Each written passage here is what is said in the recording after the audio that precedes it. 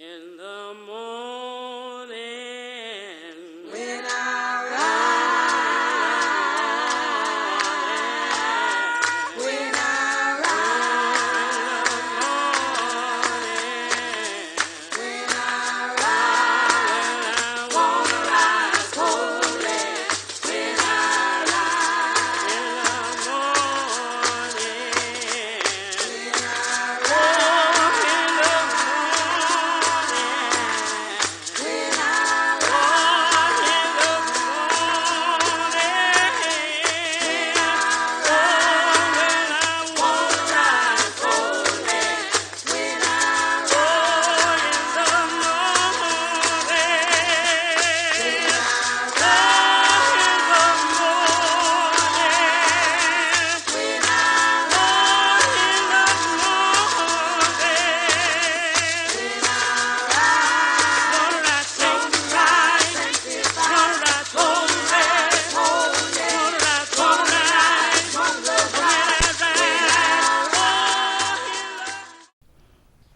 Hello, and thank you for tuning in to this segment of The Voice of the Voiceless.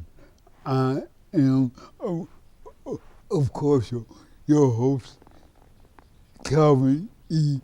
Peterson, and today I have as my co-host and a guest. I'm going to call her Queen Sister Kim. Queen Sister Kim. And she is going to introduce herself to you. And she is going to give you her full name and her, her, her, her agency that she has started. Now, on this segment, Queen Sister and I are going to discuss the pros and cons um, of your traditional medicine and how it has has an impact on us. So I'm going to hush now and turn it over to my co-host, Queen Sister Kimberly. Thank you so much, King Brother Reverend Calvin E. Peterson. And I just learned that the E is for Elliot. Don't tell everybody. It's out there now. It's out there now. So thank you so much for having me. Thank you for having me as a co-host and a guest on the show. It's truly an honor. And I am what you call a registered nutritional consultant. That's my title. But the essence of who I am is an advocate for sharing knowledge and information that can help people to overcome whatever the challenge is. At this phase in my life, it happens to be more focused on health because the crisis of health and dis-ease and as we call medicine, SIN, has become an epidemic all over in this country. It's supposed to be the most advanced and so-called prosperous country, but we are suffering. And then particularly in our community, we are especially suffering. So it is a true passion of mine to be an advocate and to share knowledge that can empower people to overcome these unnecessary diseases. And the fact that, just one case in point, on every corner almost, you can find a dialysis center, a kidney dialysis center. It wasn't always like that, just like it wasn't always an epidemic of cancer. So, those realities really motivate me to not just, talk about the problem, but offer solutions and offer tools, to help people to make changes, because we all have a mission and we have to be here and be well enough to do it. So now, do you think that most of these diseases, as you call it, come from the stuff that we eat? Absolutely. That's a huge part of it. To the extent that we now, consider food what we call the modern day slave master. Because, as they say, more of us um, die or done in, more so by drive-throughs than drive-bys. More people succumb to unnecessary illnesses and disease and death from what they put in their mouth with a fork than, being stabbed by a knife or shot by a gun. So, and then if we just go in the grocery store, any grocery store, any given day, any time, and just look what's coming across through the line, and we can see what, what happened. We can do the autopsy in a sense there. We can go in the refrigerator and see what happened. So, food is being used as a weapon, you know. I mean, it's meant to be what sustains us, what gives life. But, when misused or, when it's mostly processed and all of that, it truly can be what, how we can dig our way to an early grave, and truly a lot of pain and suffering that's unnecessary. Now, of course, there are other things that go into it. From a holistic standpoint, stress is a huge cause of dis-ease, mindset, all those sorts of things. But food is huge because, there are not many more things we do to ourselves besides eat and, take in what's in the environment and the thoughts that we think. Uh, so now, for people who is in a low income type of situation, do they have any other choice than to purchase those things that are in the stores in their neighborhoods? Excellent question. I mean, for one, that does go into another issue about what we call food access and food justice, and having access to healthy foods in our communities and doing more, creative things like community gardens and co-ops and that sort of thing. So food access is very important, and that's another fight that corresponds with what we're talking about. But backing up to even before that, because you can provide healthy foods, but if we're not thinking, if we're not aware, if we don't have the intention to do better by ourselves, to do right by ourselves, then the food can be there and we don't take advantage of it. So if you take a regular grocery store and you have the choice of shopping along the outer aisles of the grocery store where there's more live food or the inner aisles where there's more processed food. Now, I understand the question is about income and being low income and, the money only going so far. But I'll just say to that point, if you have an intention and you have an understanding and you value, your life, then you will prioritize, and you can do it on food stamps. Let's say it can be done, it has been done, and it is done. It's just like if you say I don't smoke, then you're not gonna buy cigarettes. You may have to compromise in a sense, but you'll just make some different choices.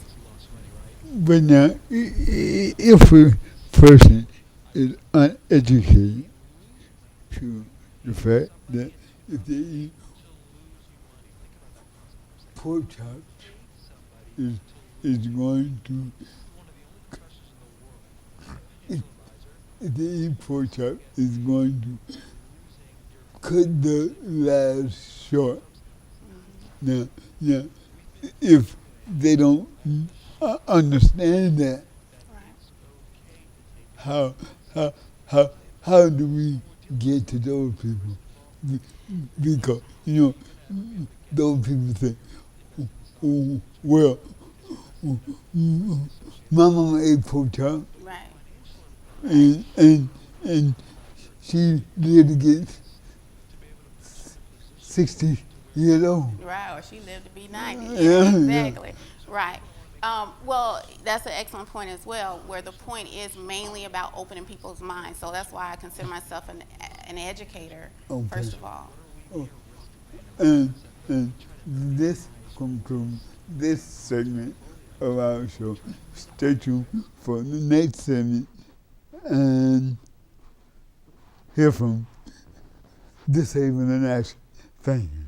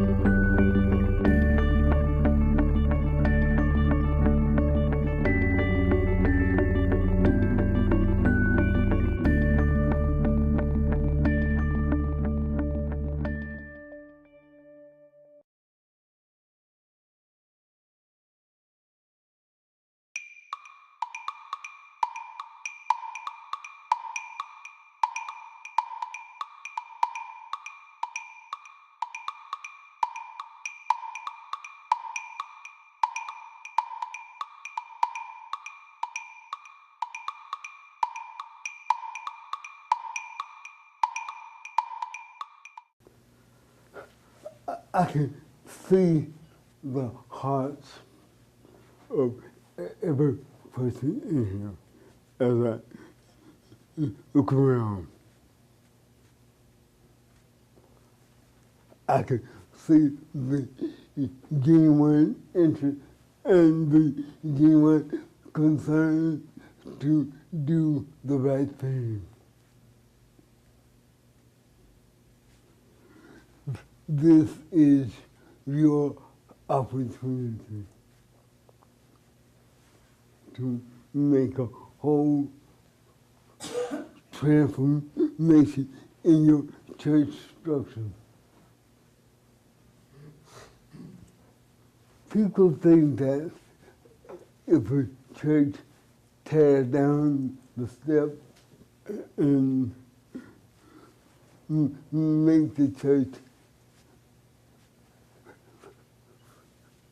physically handicapped accessible, that's a good church. But I got some bad news for you. It's not. A handicapped accessible church is a church that has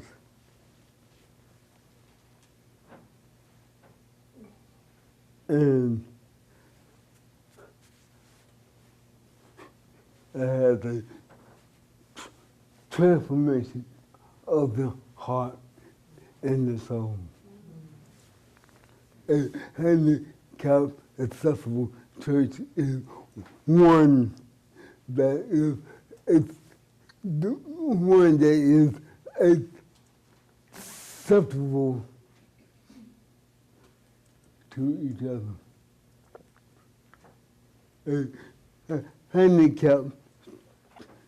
A handicapped accessible church is one that helps its congregation to understand that ours have to be our brothers and sisters' keeper. That is a handicapped accessible church. Now, let me talk a little bit about disabled in action. Disabled in action was started in the early 70s.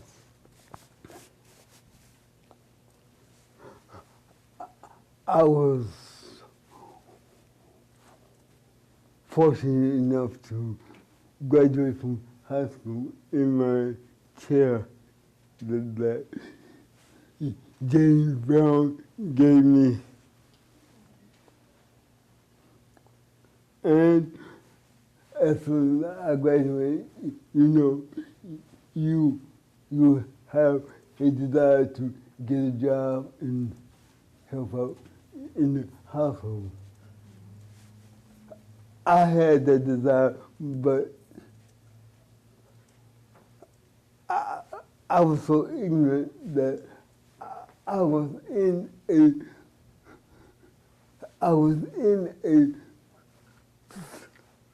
society that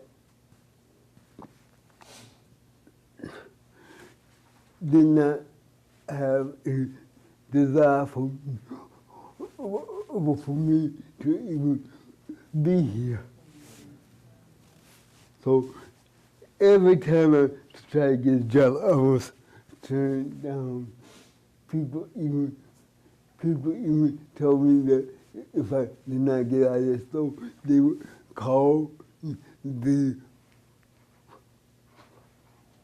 police on me. So I thought about that, and I said, now, if they are talking to me like this, how are they talking to those individuals who don't have an education? How are they talking to those individuals that would hear something like that and just give up?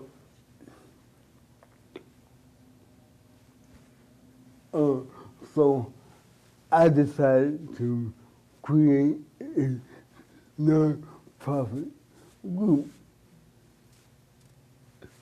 about 2-3 years after I graduated.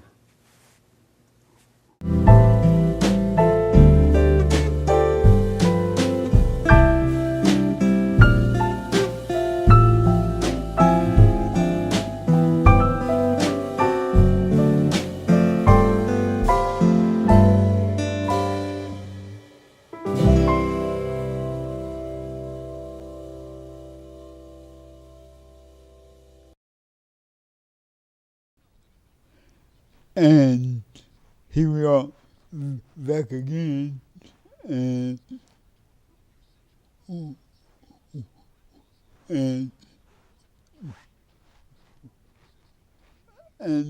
there is going to be a continuation of our discussion with the lovely guest co-host, Queen Sister Kimberly, that did not give us her whole name the last time, but here she is again. Hopefully she's going to give us all of her info. So you can't be in the witness protection plan around here. Right. Okay. My name is Kimberly Rochelle Purefoy. All right. He said, all right then. What can you say to that? Nothing. I can't even say it.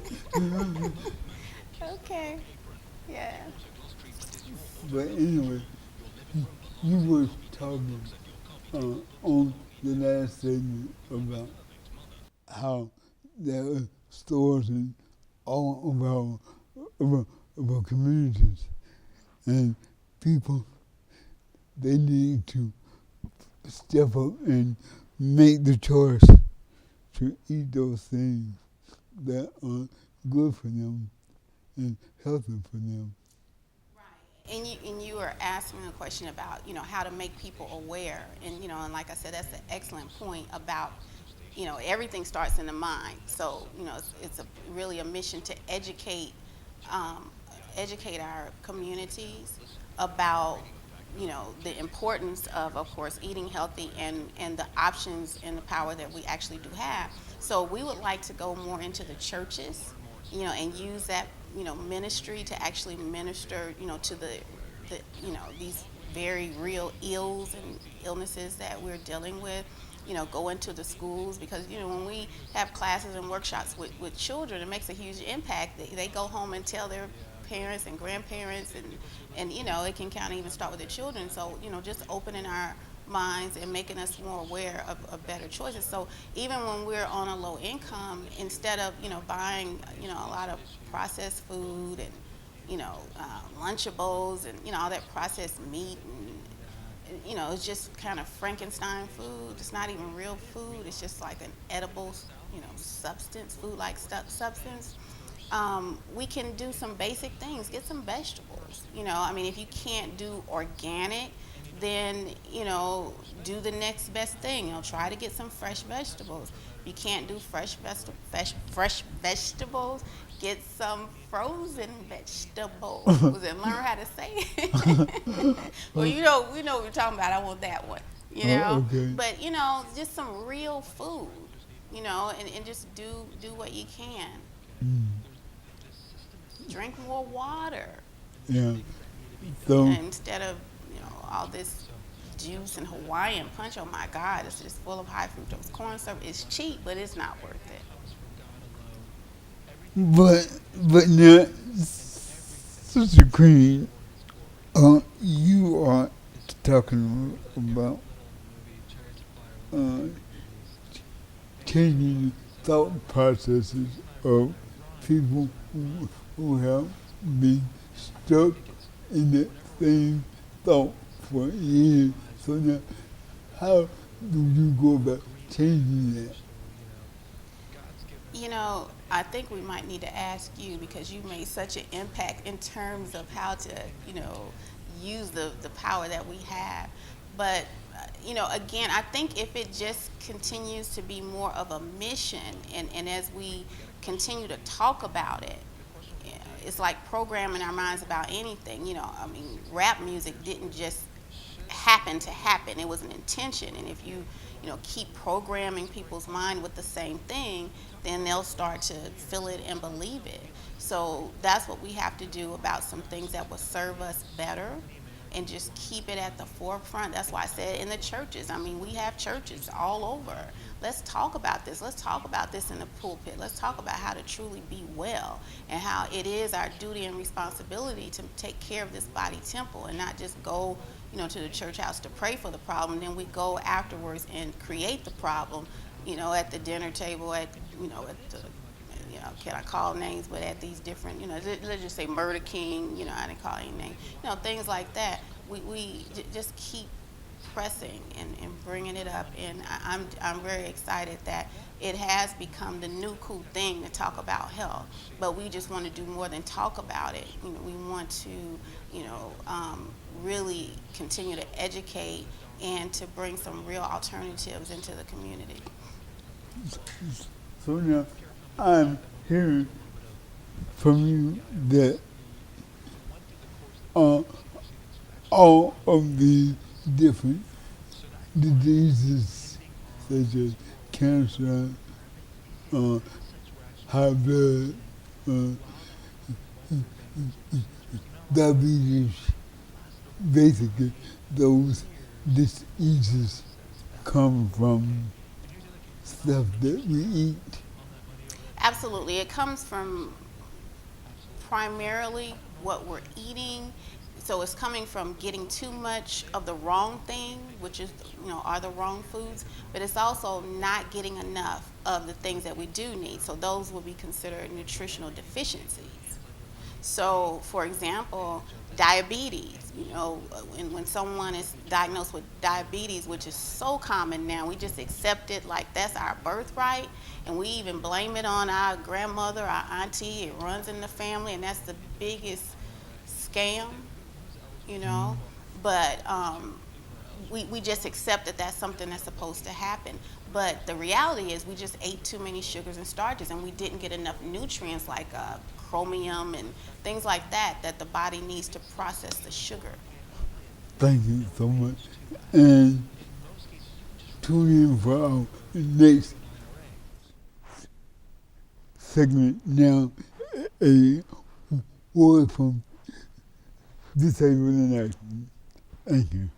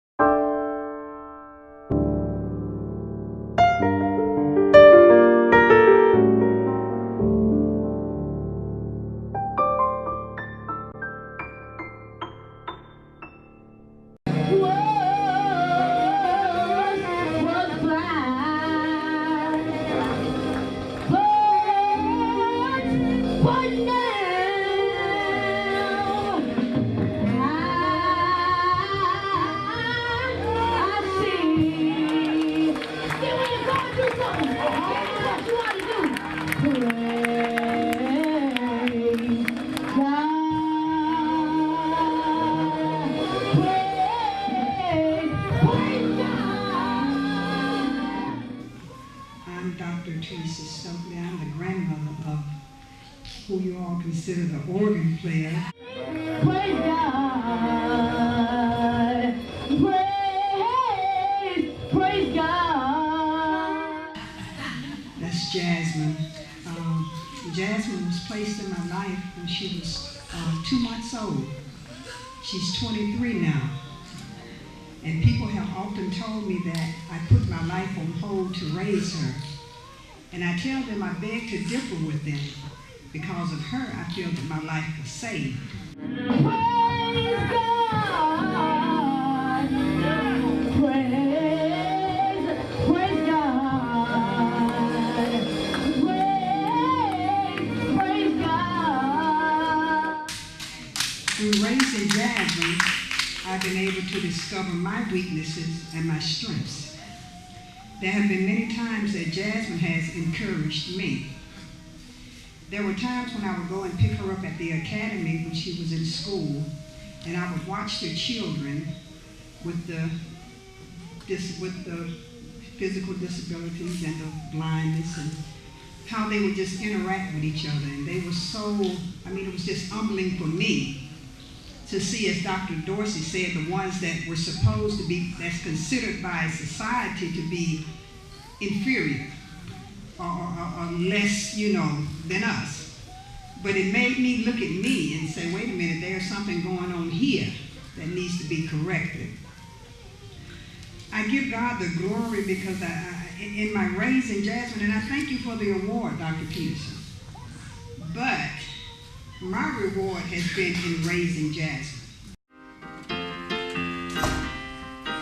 Walk with me.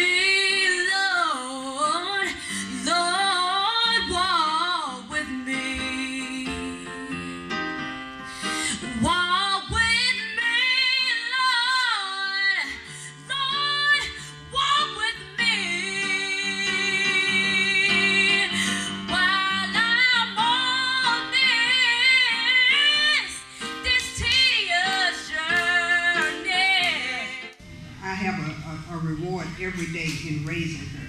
It has not been a challenge for me to raise her. It has been an honor for me to raise her. It has helped me to discover that without her, I would really probably be in a lot of trouble because she has kept me going when I didn't feel like going. She has kept me encouraged when I just really didn't even want to be encouraged. I didn't feel like there was no hope for anything, but because of Jasmine, and I thank God for Jasmine. I thank God for Jasmine every day. Every day. This 10 years journey, and I want Jesus, Lord, to walk with me. made her first public appearance when she was 4 years old. And I remember when I was trying to get her in regular daycare, in regular school, how they wanted to just stick her somewhere, just want to just put her anywhere, just shove her aside. And I said, no, that won't happen. And once we got her through God's grace where she needed to be, the Lord told me, now stand back and I'm going to show the world who she is. I have encouraged people, if your child has a different ability, don't push them aside. Encourage them. Push them. Let them know that they can be anything and do anything that they so desire. And I always told her that. I said, don't let anyone steal your dreams. Don't let anyone hinder your goals. You go for it. And you do what you want to do. You do what you know that God has enabled you to do. And right now, Jasmine is a radio producer at a radio station for the blind. Amen. And she's been there. She celebrated her first year.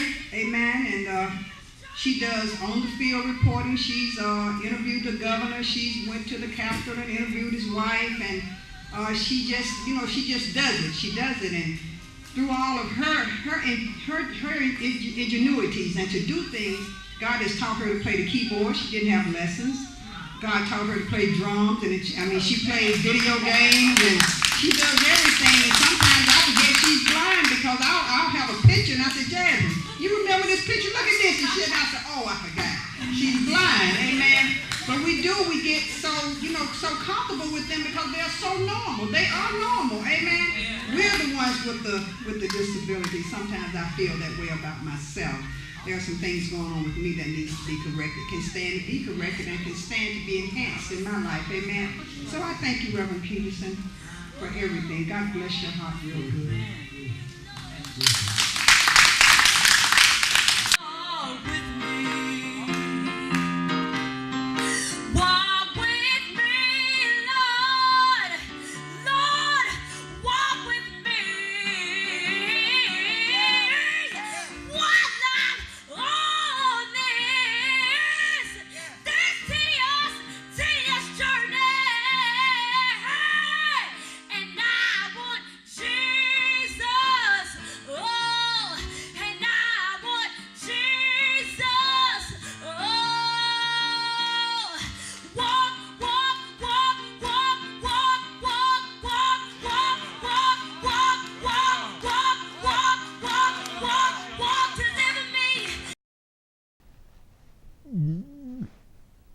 I'm glad y'all did not touch it down because here again is our co-host,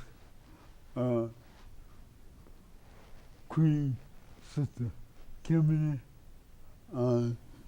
You can take it from there and I'll just join in. And I'm honored to be in this co-host position because so I get to ask you some questions now. But we've been talking about health, and we've been talking how to reverse this epidemic of dis-ease, in our country, in our community, starting with ourselves. And we want to take a holistic approach to that.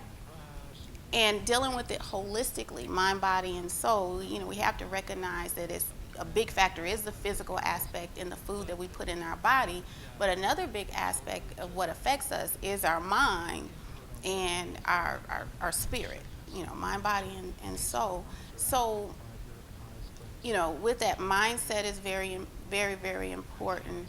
And, I want, one of the biggest factors that we deal with as naturopathic practitioners is not how to help people reverse disease. We have answers and solutions for that, but how to change people's minds in the first place. That's the hardest, most challenging aspect of trying to help somebody, is changing their mind and their mindset. So, you being an activist and a leader in the community, in the country for decades, and being the author of the book, Nothing is Impossible, and what would you say, to address the concept when people feel that a challenge is too overwhelming to make certain changes and to overcome certain challenges, whether it's their health or whatever it may be, what would you say about how to empower yourself and change your mindset? Have you ever heard the old folks say, child, if they go hit their head up against the wall, and, and, and as soon as she hit their head, she'll be straight. Hit your head up against the wall. Yeah, yeah. You know, people have to go through stuff. But first thing, I think that the thing that you said earlier in the last segment, people like yourself, myself, need to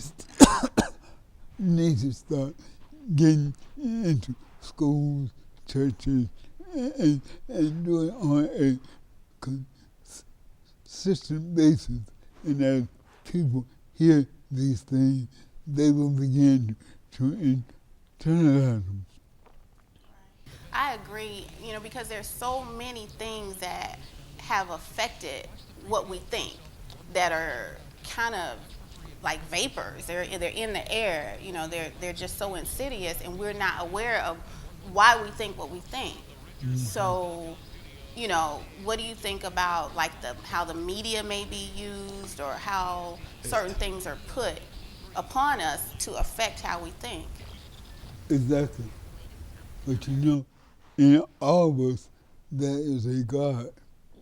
There is a God. And in that God, there is a consciousness. Absolutely. And if people just be still and focus on their inner self, they will get all of the answers that they need to any problem or any situation or circumstance. So what we have within us is greater than any influence on the outside. Exactly. And that's what has always gotten us through. Exactly. And guess what? It only takes a thought. It only takes a thought.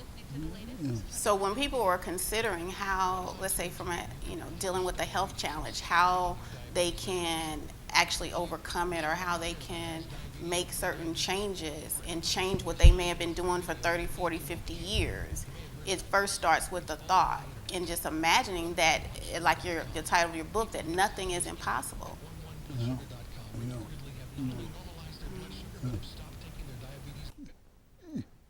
No. It's interesting because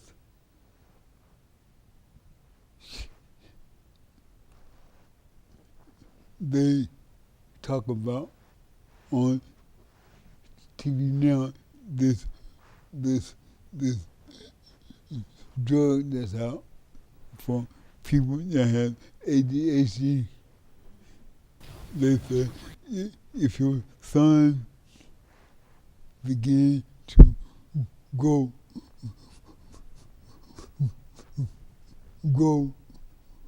not a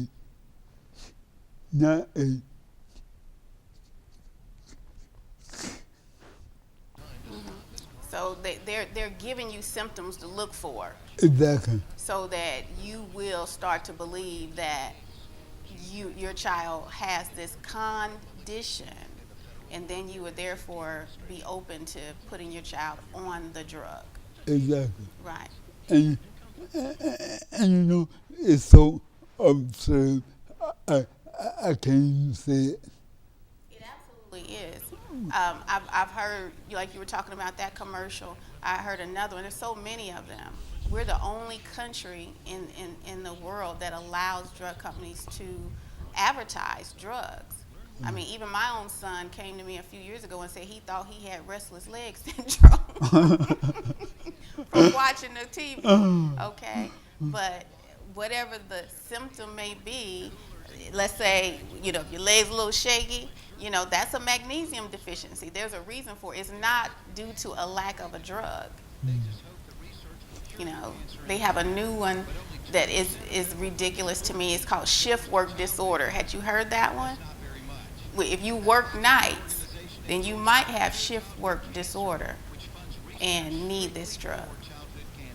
Okay, but now, this drug that I was trying to give the side effects of, it said that if your son begin to grow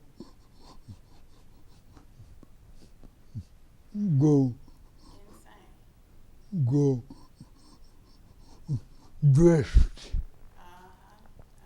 Yeah. So many side effects on to violence and aggression. Every school shooter has been on those drugs.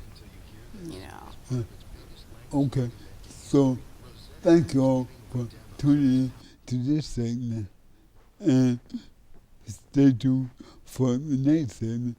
And if you think this segment more deep, you stay tuned for the next segment.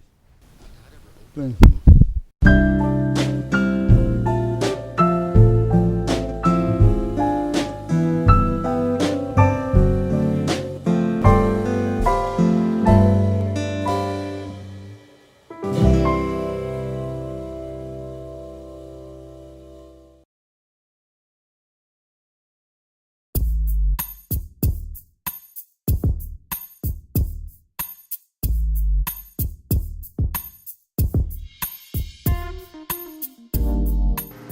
Greetings, good evening, and welcome to our Global Health Movement house call. And we call it a house call because we are coming up close and personal into your homes, into your cars, wherever you may be, but most importantly into your mind, so that we can share this very empowering, life-changing information. Often it is life-saving information.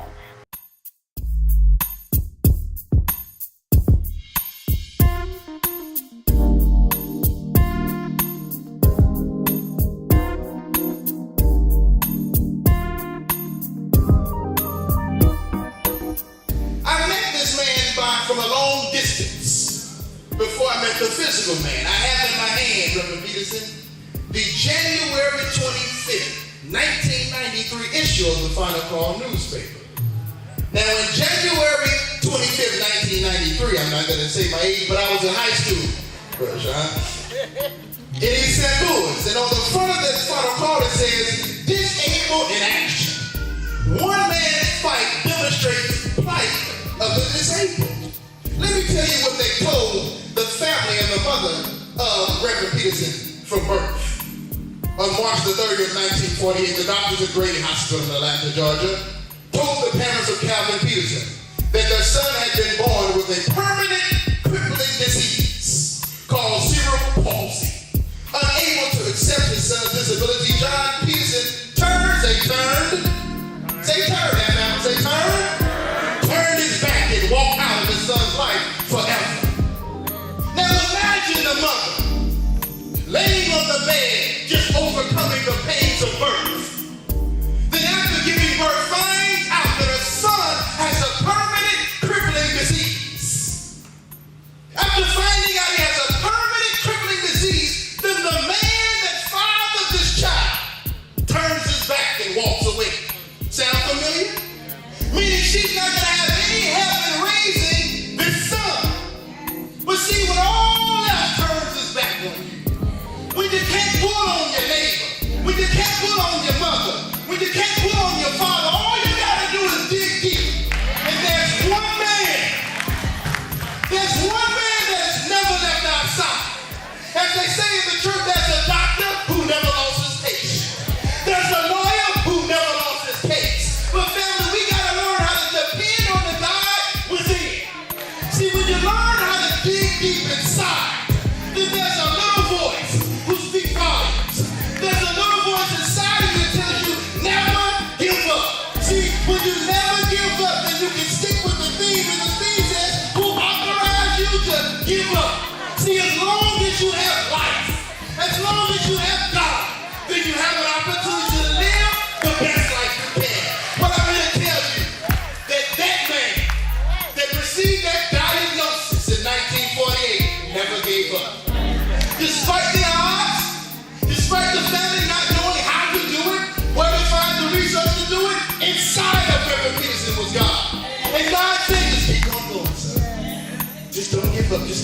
doing, son? Let me tell you what all he has done. Not only did he receive a high school diploma, you know, in 2009, you don't even get a high school diploma if you have a disability. They give you a certificate, okay? But Reverend Peterson, high school diploma. He should stop there, right? No. He had your own powered wheelchair, meaning your own. In scriptures, his own right arm was held him. That means he had to get around the city with his own arm, right? But there was a man named James Brown, the Godfather. So you know James Brown? Okay. And James Brown was having a concert. And because he fears nobody but God, he went up to James, made a little noise outside of his dressing room, and made so much noise that James had to come out and say, who was that making out of his outside my dressing room? But he made so much noise. And Reverend Peterson, at that time, Calvin spoke straight to him. I need a motorized wheelchair. James Brown told him, you do the next day in the hotel room. Now, you know what you can do. You can tell somebody this. But if you know they don't have the vicissitudes to get around, then you can tell them, but you know they won't make it because they can't get there. But he told the wrong man that. So the next day in his hotel room, there he was. And he got his first motorized wheelchair from James Brown. Get it. The Godfather told him around the clock.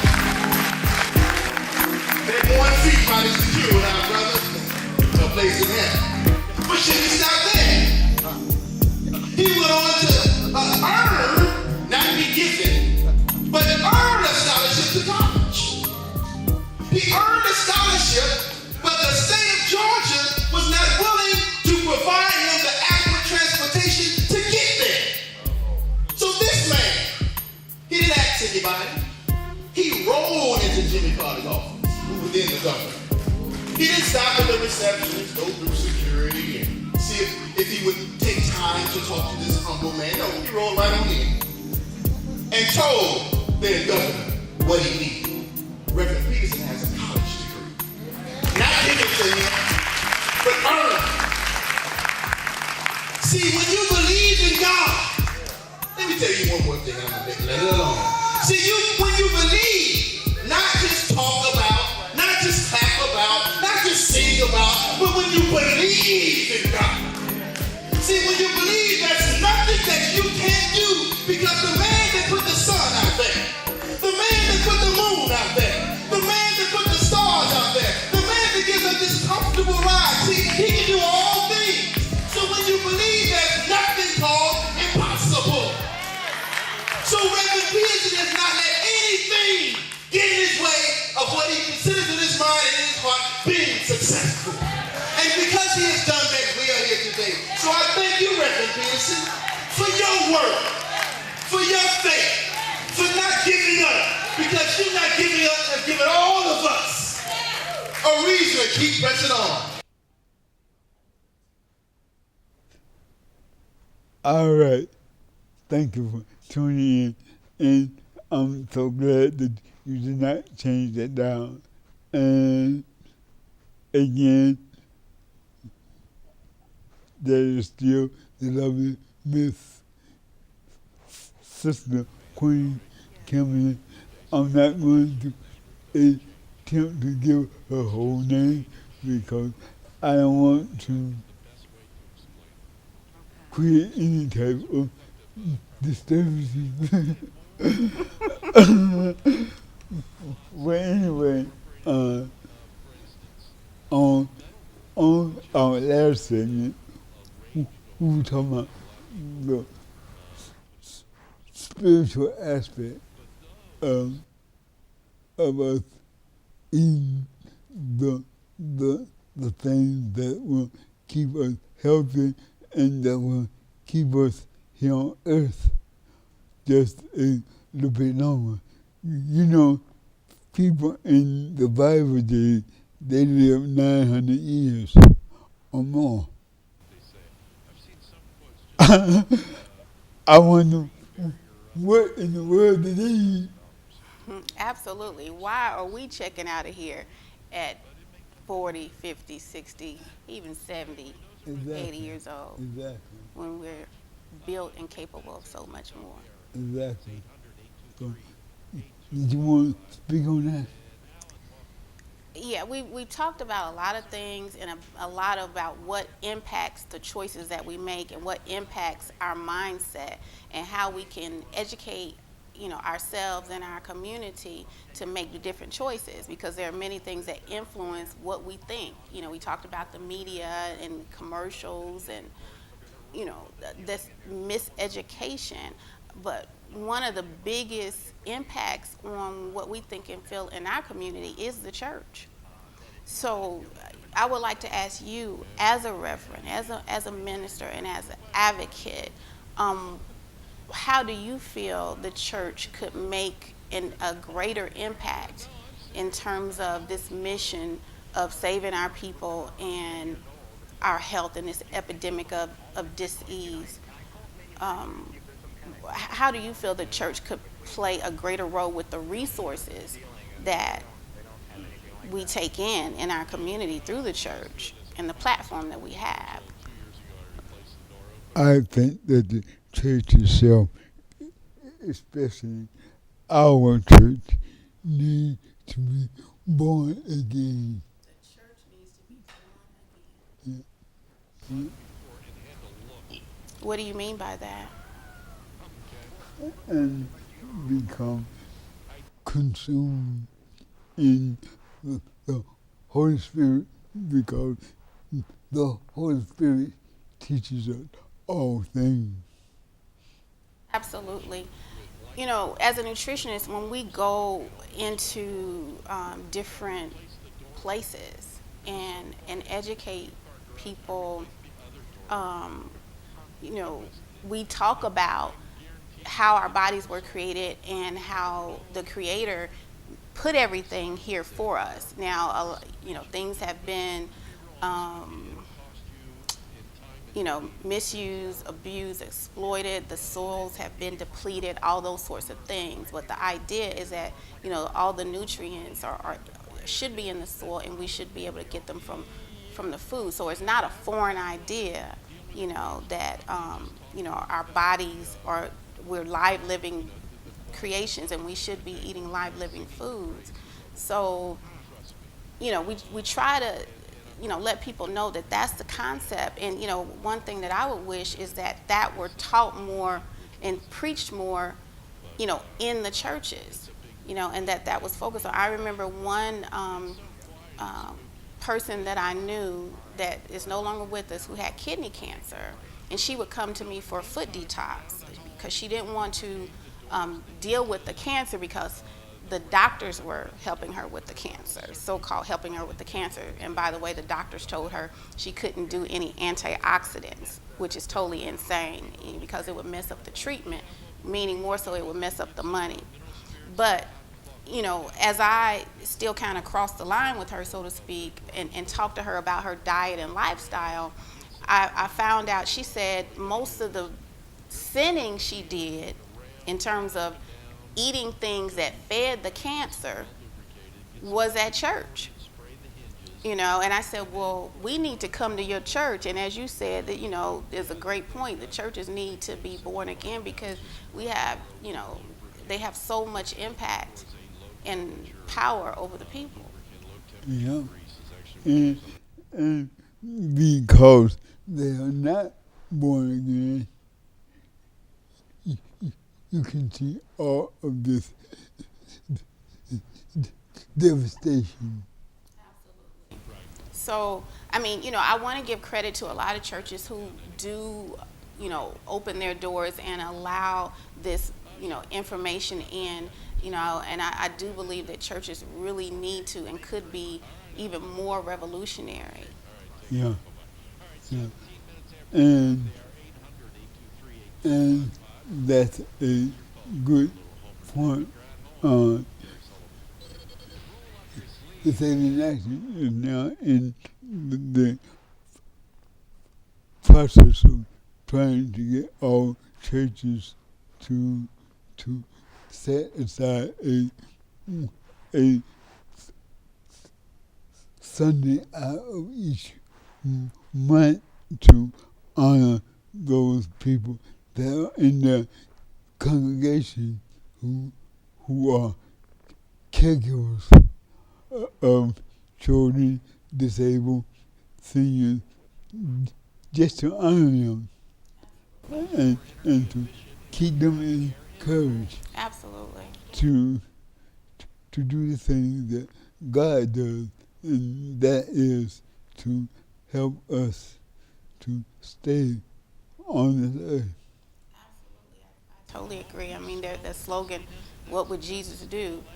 You know, I think that that concept needs to be made more real, and like you said, to really support and honor and you know, embrace those who actually do it. And what greater way can you show that care and compassion and love through being a caregiver and a compassionate one at that? Yeah, that's right. So, Queen Sister, thank you so much for joining me on this show today, and I'm looking forward to seeing you in the next 2 weeks. I know you got some goodness up your sleeves. Yeah, I'm gonna have some sleeves on there. I'm gonna have them stuck. Thank you so much for having me. It's been a real pleasure and an honor to be here. I look forward to it. And good night, y'all.